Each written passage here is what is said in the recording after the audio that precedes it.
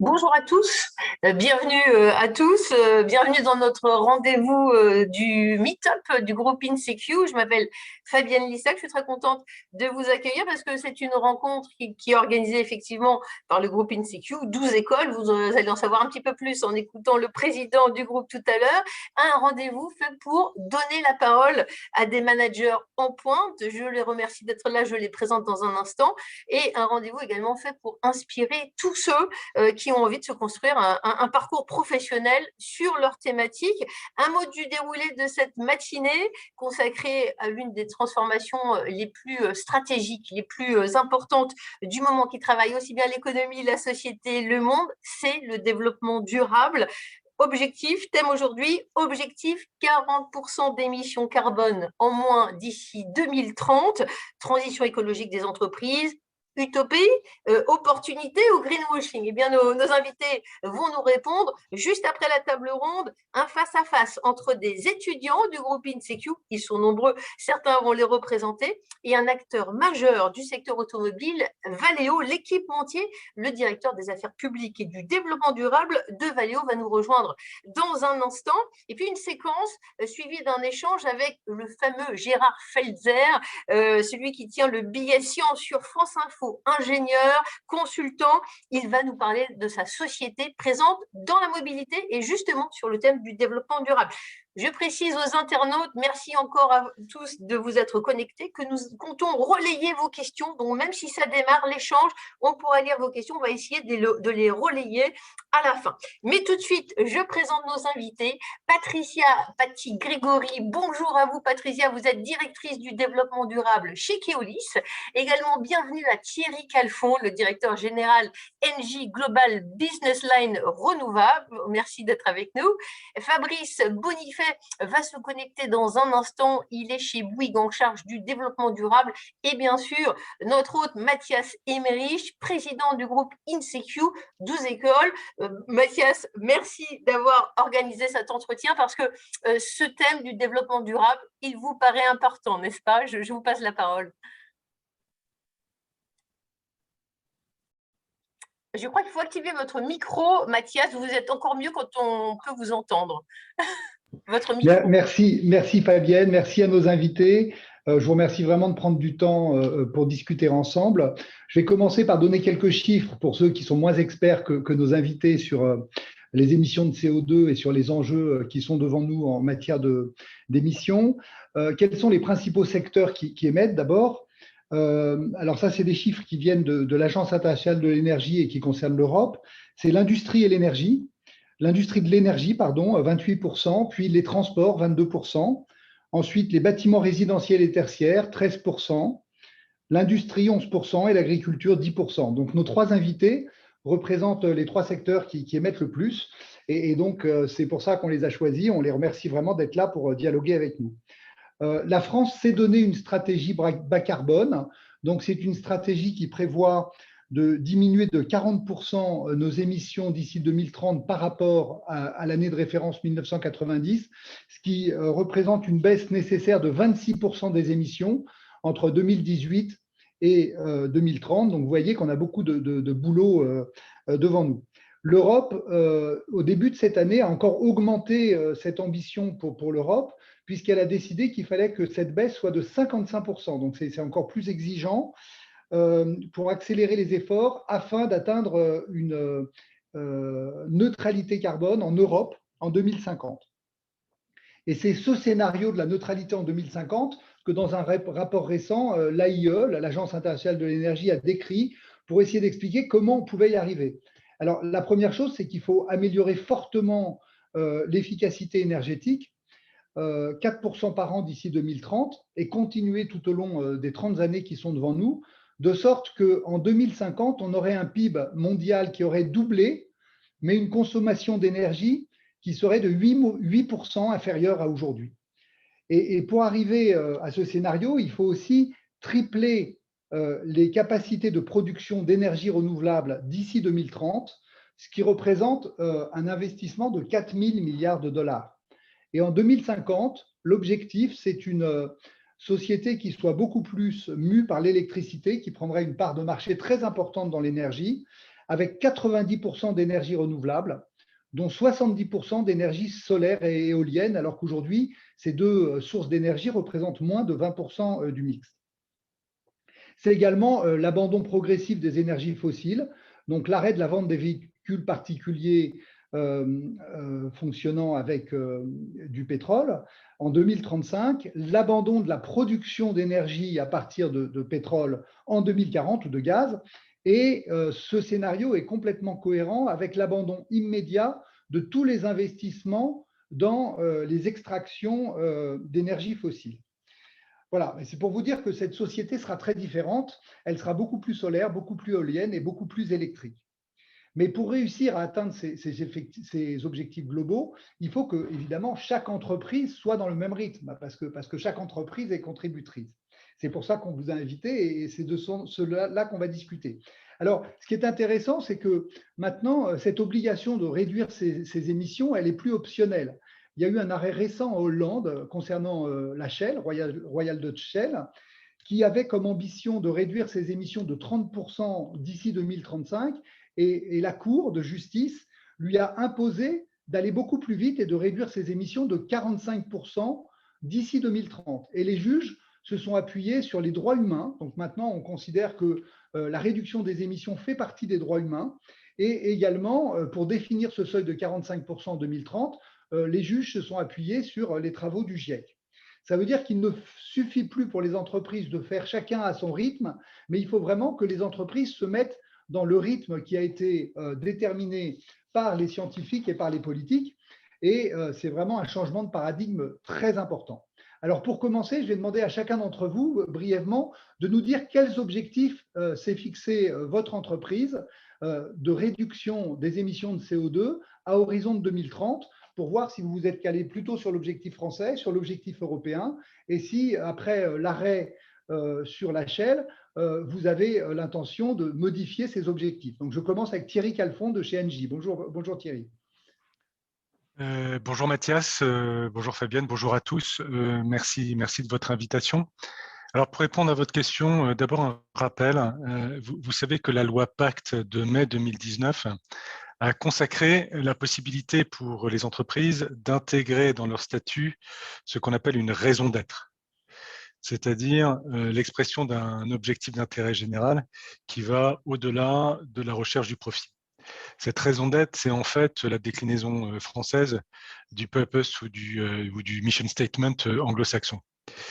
Et cette raison d'être, elle suppose un vote de l'Assemblée générale, ce vote donnant à cette raison d'être une portée juridique qui va très au-delà de la déclaration. Donc, Engie s'est doté d'une raison d'être par un vote de son Assemblée générale de mai 2020.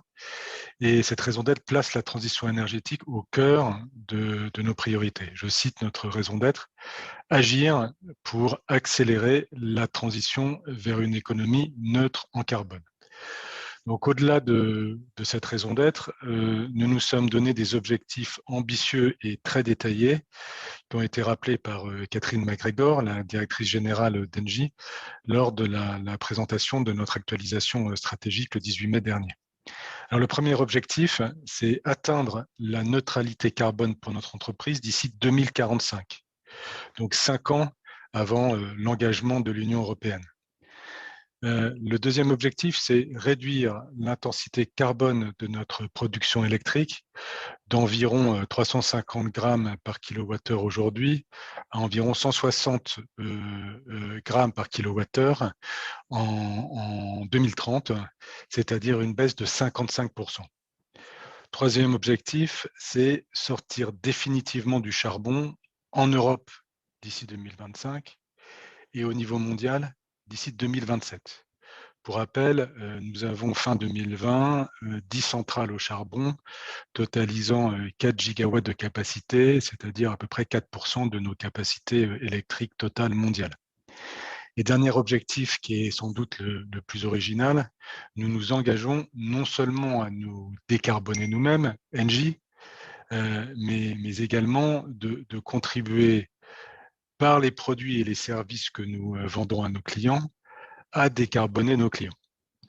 Donc, nous nous engageons à permettre à nos clients d'éviter, et c'est un chiffre qui a été communiqué au marché, d'éviter l'émission de 45 millions de tonnes de CO2 équivalent par an d'ici 2030. Alors, je finirai en disant que ces objectifs, ils sont tout à fait conformes, ils sont alignés avec l'objectif de l'accord de Paris d'augmentation maximale de 2 degrés d'ici 2050 et vérifiés selon les modalités techniques du SBT, du Science Based Target. Merci beaucoup Thierry, bon, c'est très intéressant. Fabrice Bonifay pour Bouygues, est-ce que vous êtes aussi, bonjour à vous, est-ce que vous êtes Bonjour. aussi donné des objectifs et lesquels sont-ils de réduction d'émissions de CO2 d'ici 2030? Ouais, vous m'entendez bien? Oui, très bien, merci. Oui, donc on a des objectifs mesurables compatibles avec l'accord de Paris. Bon, toutes les entreprises cotées se sont prêtées à l'exercice ces derniers temps et c'est heureux. Donc nous, on a des activités qui sont très différentes, hein.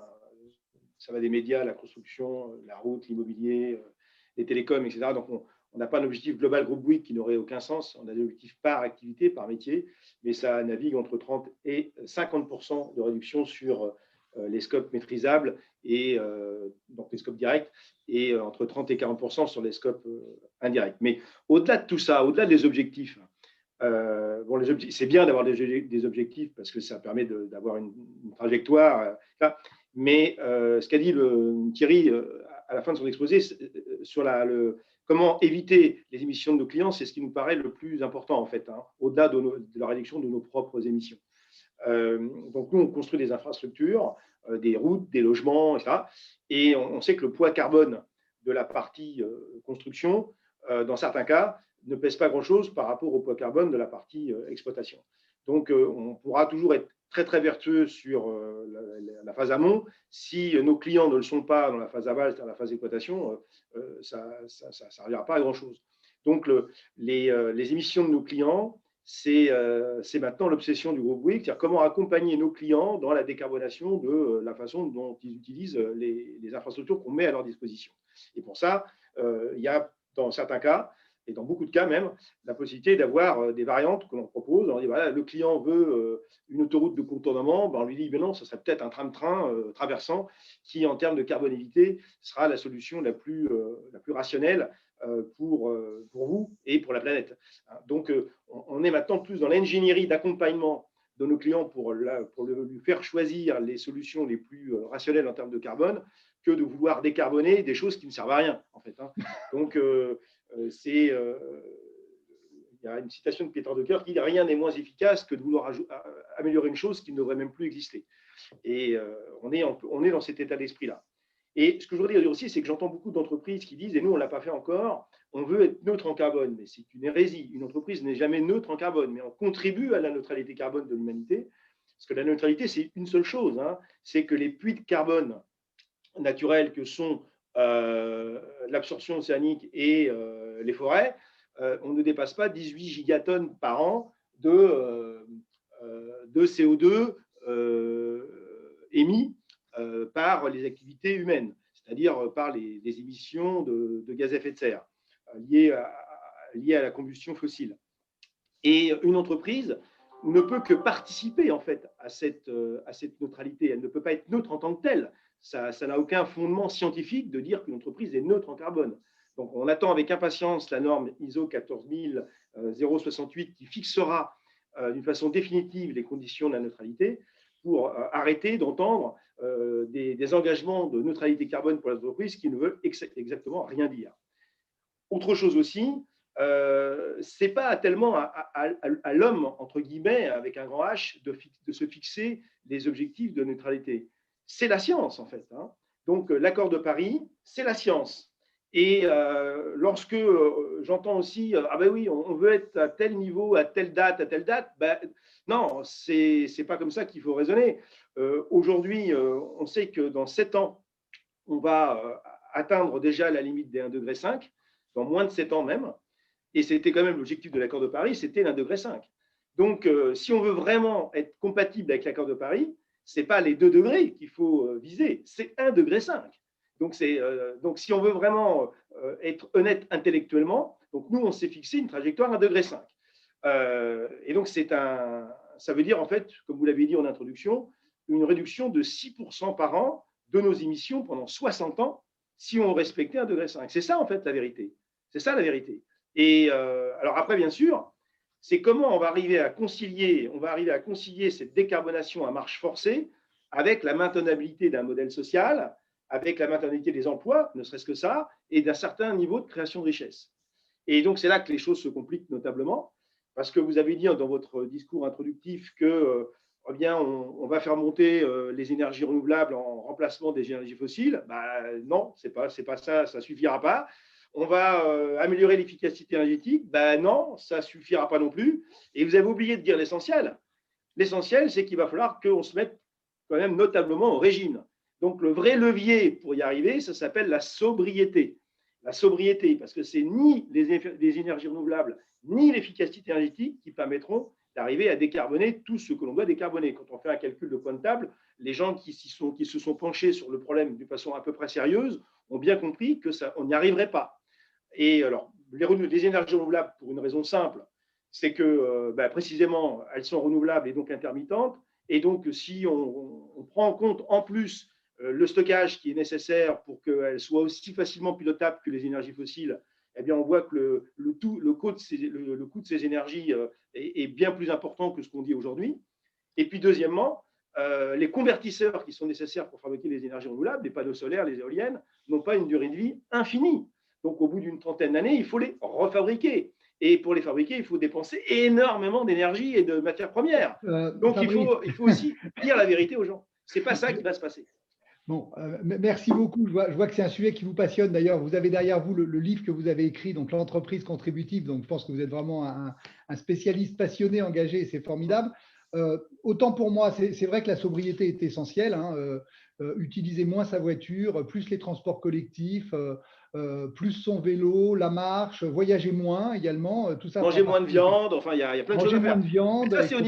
Ça, c'est au niveau des individus. Mais il y a aussi beaucoup d'éco-gestes de cette nature au niveau des entreprises, et notamment la surqualité et la non-qualité qu'on aborde dans le livre, parce que c'est bien de faire reporter la responsabilité sur les citoyens, mais ça ne suffira pas. Il faut que tout le monde prenne sa part, c'est-à-dire les citoyens, en changeant de comportement, de mode de vie, mais aussi les entreprises. Mais tout ça, Fabrice, pardon de vous interrompre, ça contribue à la réduction de l'intensité du PIB. Et donc, ça contribue à l'efficacité énergétique. Voilà, donc, la sobriété est une forme de la réduction de l'intensité énergétique. Je vais donner la parole à Patricia, parce que là, on est en train de faire du manspreading, ce qui n'est pas bien. Mais ce qui est intéressant, c'est que dans le scénario de l'AIE, ils indiquent que aller vers un scénario zéro carbone, c'est éviter 2 millions de morts par an, et c'est aussi créer 25 millions d'emplois sur la planète pour arriver à obtenir ce résultat. Et donc, c'est un scénario qui est plutôt positif au sens de l'amélioration de la croissance, de l'emploi et de la situation sanitaire de la population.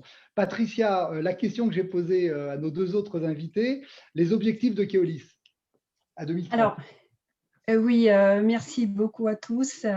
Donc, pour être dans la continuité, Keolis aussi a inscrit tout ce qui est la transition écologique, dont énergétique, dans sa raison d'être qu'on a révélé il y a environ un mois.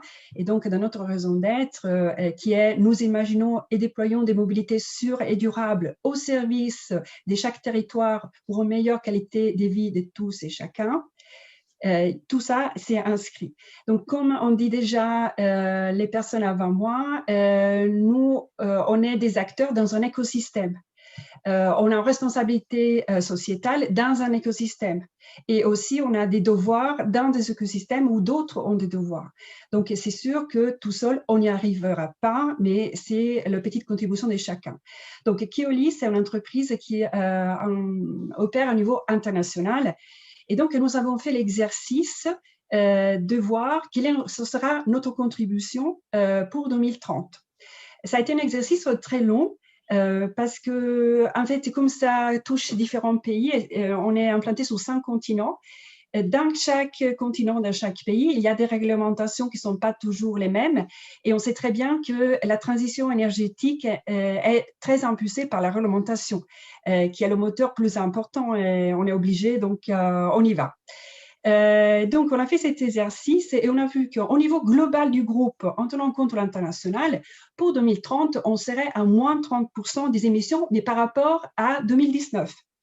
Parce que c'est vrai qu'on a commencé à collecter les données depuis 2016 et au fur et à mesure, on a ajouté les différentes filiales qu'il y en a, elles sont environ 300. Et donc, on a vraiment des données consolidées dont on peut s'appuyer à partir de 2019. Et donc, on aura moins de 30% au niveau global. Par contre, si on regarde un scope différent, c'est-à-dire, par exemple, la France, si on fait un focus sur la France, là, la situation est beaucoup meilleure parce que les contraintes réglementaires au niveau européen et français sont beaucoup plus fortes. Et donc, en France, selon la géographie, on peut arriver à moins 50% en 2030, mais pour les grandes villes et les grands réseaux, où il y a la mise en place des zones à faible émission, etc. Et si on fait une moyenne avec les territoires, c'est-à-dire le sujet des cartes scolaires et les dessertes dans le territoire, on arriverait à moins 40% en 2030. Donc, tous ces chiffres, c'est par rapport à des repères temporels, c'est-à-dire moins par rapport à quand, et aussi par rapport au scope, c'est-à-dire au périmètre qu'on considère. Et donc, ça peut varier ces chiffres. Donc, on y est dedans et c'est bien. On va dire que c'est un mouvement dont on y est et personne n'a le choix, hein, et tant mieux. Et surtout que ce n'est pas nous, toujours les décideurs. Nous, on accompagne les autorités organisatrices de la mobilité dans leur choix. Donc, on fait plutôt de l'ingénierie de conseil parce que c'est les autorités organisatrices qui investissent dans les énergies alternatives. Donc, comment on fait cet accompagnement? C'est par rapport aux choix technico-scientifiques et économiques aussi. On participe aussi dans des centres de formation parce que les nouveaux véhicules, c'est de nouvelles compétences, de nouveaux métiers. Passer d'un bus, de la maintenance d'un bus diesel à un bus électrique ou hydrogène, il faut des compétences. Ce n'est pas les mêmes compétences qu'avant. Et donc, c'est-à-dire, on intervient au niveau de la formation, soit pour la résilience des personnes qui sont déjà dans le circuit de l'emploi, soit en allant dans les écoles pour promouvoir ces nouveaux métiers. Donc ça, c'est très important parce que même l'énergie alternative, c'est un écosystème. Il y a le moteur, il y a le véhicule, il y a l'infrastructure, il y a les personnes qui sont capables de le conduire, de le maintenir et tout ça. Donc, tout ça, c'est pour nous primordial et c'est toujours une vision globale qu'on a et pas une vision sur une petite partie parce que ce n'est pas comme ça qu'on va réussir. Donc, déjà ça. Après, on parle de transition énergétique et la transition énergétique fait partie d'une transition écologique.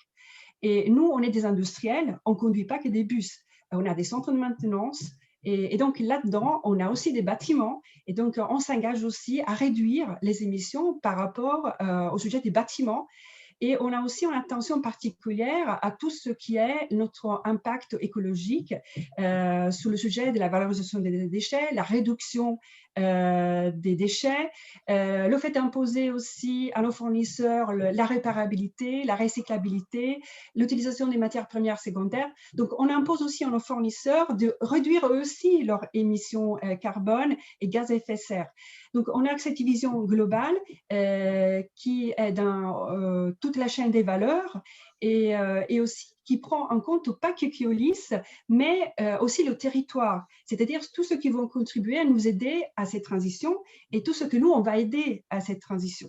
Donc, c'est ça plutôt notre philosophie. Et au sujet des leviers, donc, c'est vrai que sous le choix de l'énergie, on n'a pas toujours la main, on est des conseils, mais on a la main sous d'autres leviers, par exemple sous la sobriété énergétique, qui peut être faite par des moyens organisationnels. Par exemple, on forme nos conducteurs à l'éco-conduite.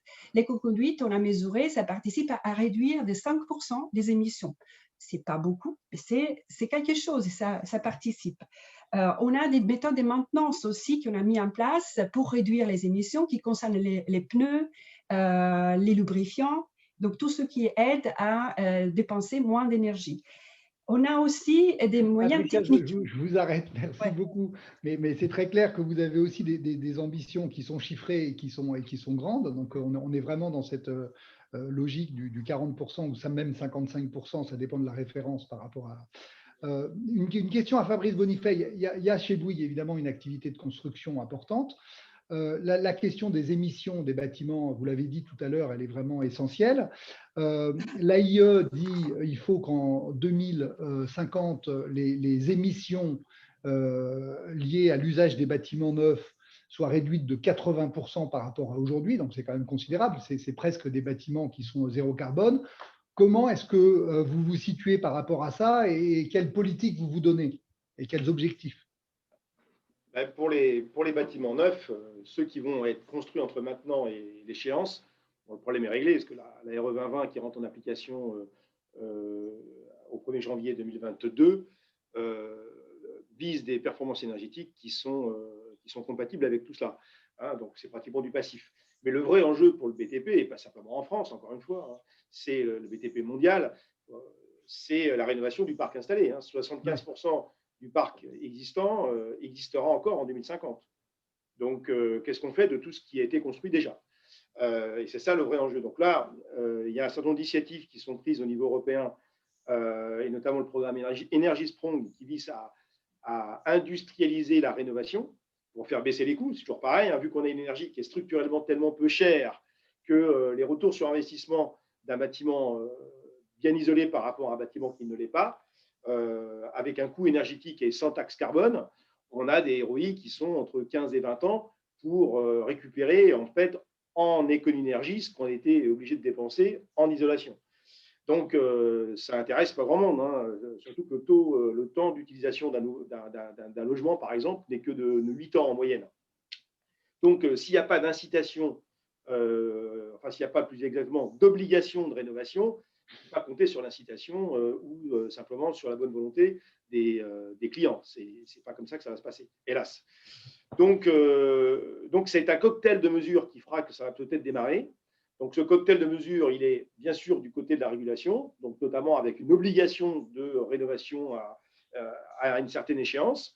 Et nous, c'est ce qu'on propose. On pense que ce serait une bonne mesure, mais aussi côté des industriels, c'est-à-dire de notre côté, eh bien, il va falloir qu'on invente, et c'est ce qu'on est en train de faire, des processus qui vont nous permettre de faire baisser les coûts de la rénovation en massifiant les études déjà, en essayant de déclencher des travaux sur des bâtiments qui sont jumeaux, parce qu'on sait très bien que quand on fait la rénovation, on doit installer une base vie, on doit installer des échafaudages, on doit aussi acheter des matières premières d'isolation. Et si on les achète en masse, et si on arrive à faire des économies d'échelle sur l'infrastructure de chantier, eh bien, on arrivera à faire baisser, les coûts structuraux de la rénovation.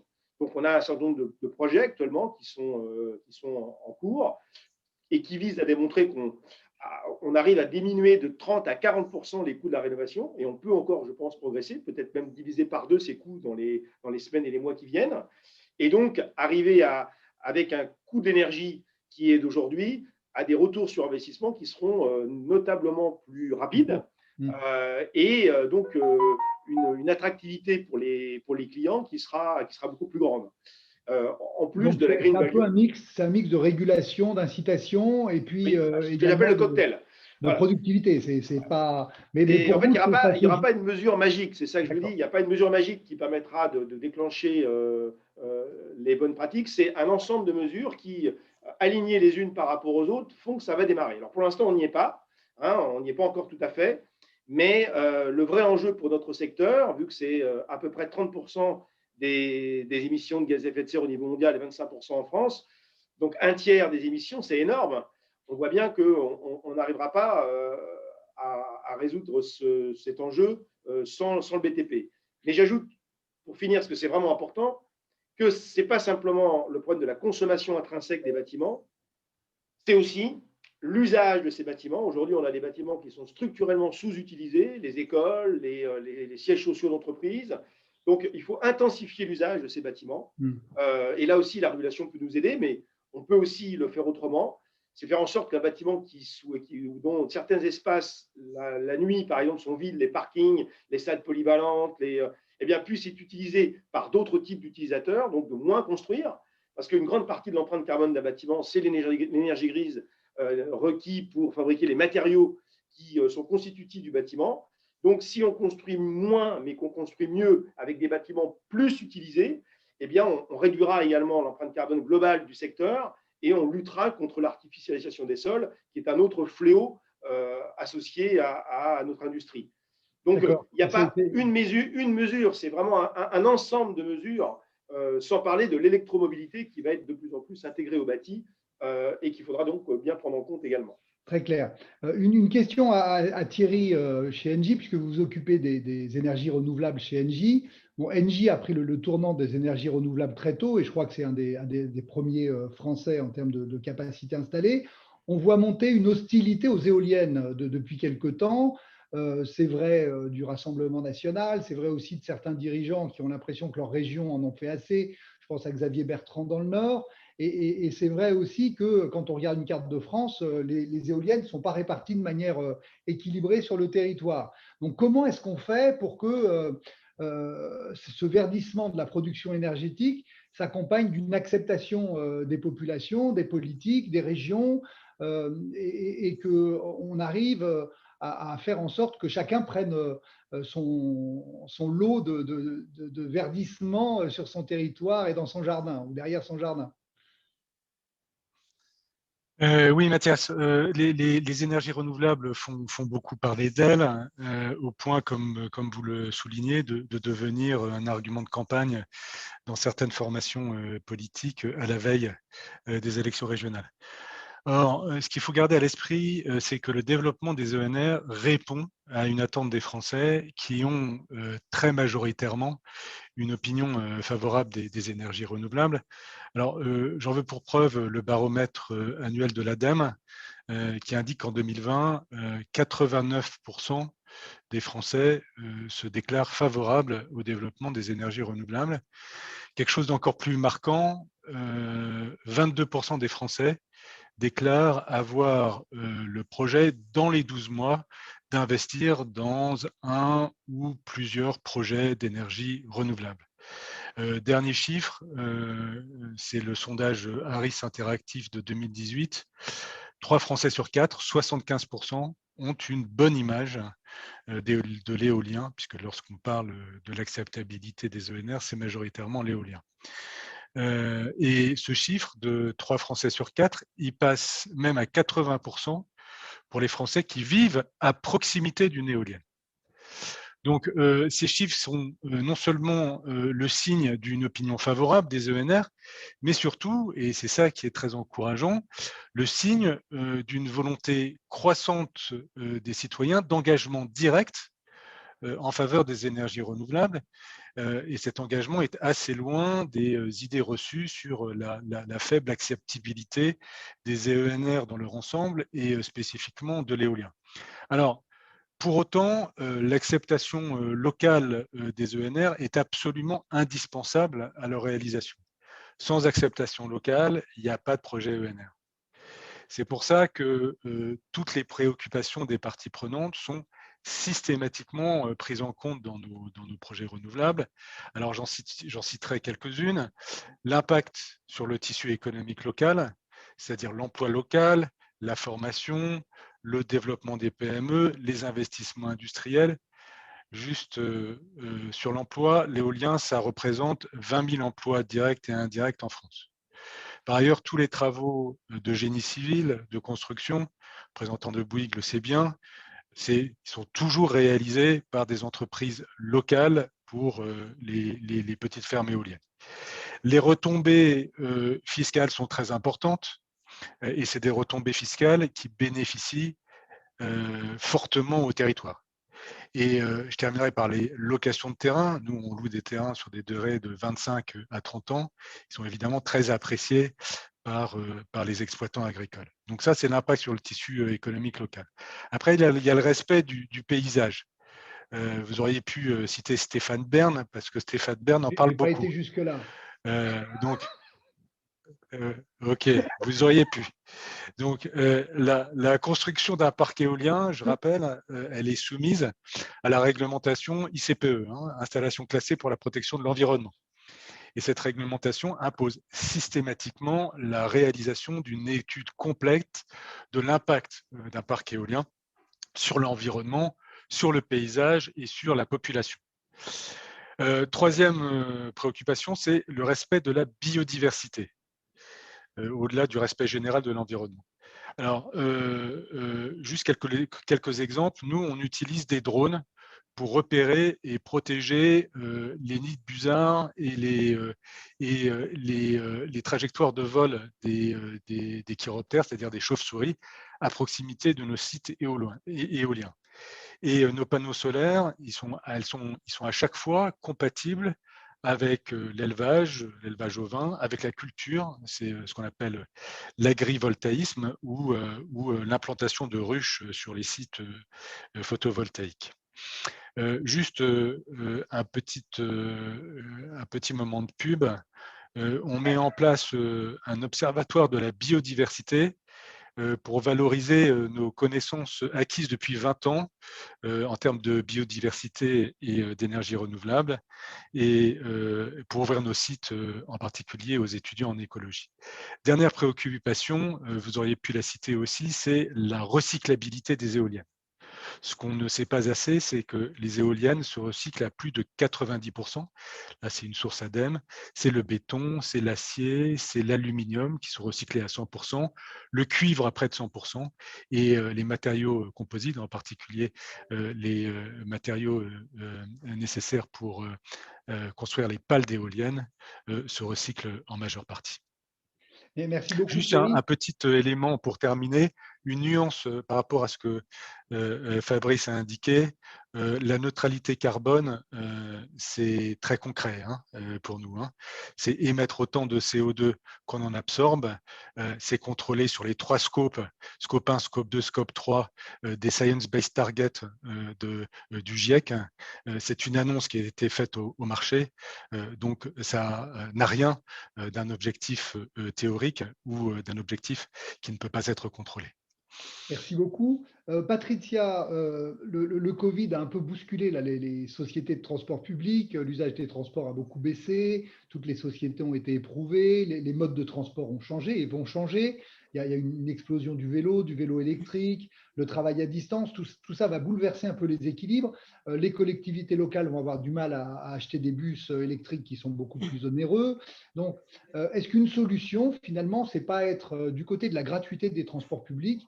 Parce que finalement, la meilleure manière de doper l'usage des transports publics, on l'a vu plutôt dans des villes moyennes comme Dunkerque, c'est de les rendre complètement gratuits. Et là, on voit qu'il y a une espèce de basculement, les usages changent et on voit un doublement de l'usage des transports. Et on se dit que finalement, c'est peut-être ça qui est la manière de contribuer le plus et le mieux à la neutralité carbone en changeant de manière radicale les usages. Alors, comment vous réagissez à ces réflexions ?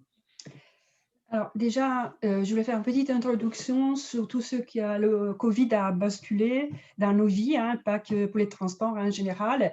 Là, c'est le cas de le prendre comme une opportunité et pas comme une contrainte, une opportunité pour accélérer des transformations qui étaient déjà en cours, comme le télétravail. Il y a seulement une accélération. Et donc, nous, on est en train de réfléchir à différentes façons de gérer la mobilité. C'est-à-dire, au lieu, par exemple, de transporter les gens du lieu d'habitation au lieu de travail, par exemple, pouvoir les transporter d'un lieu d'habitation à des lieux de coworking où ils choisissent d'aller travailler. Donc, peut-être qu'il y a aussi une réflexion à faire avec les autorités organisatrices sur les trajets qui peut-être ont changé ou vont changer. Sur aussi ce qui est la fréquence, parce que avant le Covid, on avait beaucoup d'offres dans certains horaires. Et là, peut-être de rendre cette offre plus souple, c'est aussi intéressant. Donc, il y a tout ça qui est en réflexion, c'est-à-dire prendre cette opportunité d'accélération pour aussi innover dans notre organisation. Donc, déjà, je voulais faire cette petite précision. Sur la gratuité, Nous, on n'est ni favorable ni contre. Ce qu'on fait, on accompagne les autorités organisatrices à réfléchir sur la gratuité. Parce qu'à chaque fois, on se pose la question pourquoi faire la gratuité et quelles sont les attentes et les besoins des clients, en fait, des personnes qui prennent les transports en commun. Normalement, on fait une analyse déjà économique parce que les transports collectifs sont payés par les recettes commerciales, sont payés par le versement mobilité des entreprises et par l'État, la région, etc. Donc, le pourcentage de la recette commerciale est très importante pour faire cette évaluation. S'il est inférieur à 10%, pourquoi pas faire de la gratuité. De toute façon, ça ne va pas avoir un gros impact parce qu'il faut savoir que quelqu'un doit payer tôt ou tard les transports parce que c'est une organisation, c'est de la maintenance, donc voilà. Donc, il faut que quelqu'un paye. Donc, si la recette commerciale est inférieure à 10%, on s'organise et il y a différents types de gratuité. Il y a une gratuité plutôt catégorielle, c'est-à-dire certaines tranches d'âge ou selon les revenus. Et ça, c'est déjà d'actualité un peu partout, notamment selon les revenus. J'étais à Dijon dans notre réseau la semaine dernière. L'abonnement mensuel coûte 3 € pour certaines catégories de personnes, ou ça peut être gratuit selon les revenus. Donc, ça existe déjà partout. Après, la rendre globale, c'est un autre sujet.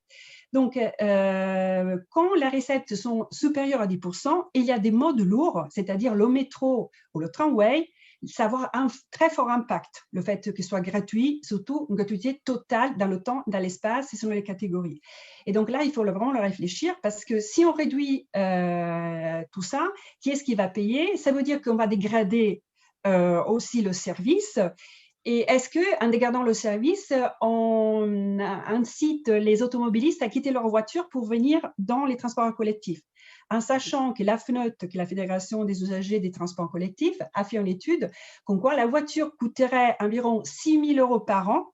Et les transports collectifs, l'abonnement, ça ne coûte jamais 6 000 € par an. Donc, ce n'est pas une question économique. Qui ne peut pas payer a déjà tout en place pour ne pas payer. Et ceux qui pourraient payer ne pourront pas les transports pour d'autres raisons, pour des raisons de confort, du fait qu'ils peuvent travailler dans la voiture, du fait qu'ils sont libres sous les horaires. Donc, si on dégrade la qualité du transport, on ne va pas les mettre dans les bus, ces personnes. Donc, c'est très complexe. Donc, ce n'est pas la gratuité la solution. On étudie quand même ça avec les autorités pour certains cas. Et ce qu'il faut faire, c'est évoluer avec la société en étant là à répondre aux besoins de cette société qui s'est transformée. Donc, en réfléchissant à de nouvelles modes et des mobilités. Merci beaucoup. Alors, je vais vous demander en 1 minute maintenant chacun de nous donner une réalisation de votre société ou un projet ou quelque chose dont vous êtes particulièrement fier. Mais vraiment, s'astreindre 1 minute chacun pour répondre. Donc, on va commencer par Patricia puisqu'elle a la parole.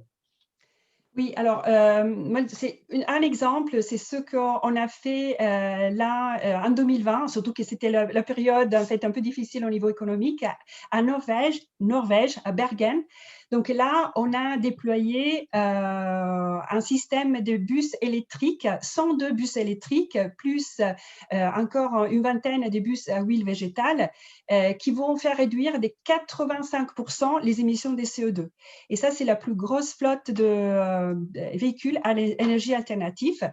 Ça, c'est pour l'international. Et pour la France, c'est à Pau, où on a mis en place un système de bus à hydrogène, bus à haut niveau des services. C'est des bus qui font 18 mètres de longueur, qui peuvent accueillir beaucoup de monde et avec une grande fréquence, et sont complètement hydrogène, avec tout le système aussi d'infrastructure, des recharges qui va avec, et la formation des gens. Et pour les deux cas, il y a eu la formation de tous les conducteurs et tous les mainteneurs aussi. Merci Patricia, c'est vraiment ces deux bons exemples. Je vois Jean-Luc qui s'installe. Merci Jean-Luc de nous avoir rejoints. Je sais que c'est compliqué, on a encore 2 questions, 2 minutes et je vous passe la parole. Thierry, pour Engie, l'exemple dont tu es le plus fier dans les réalisations?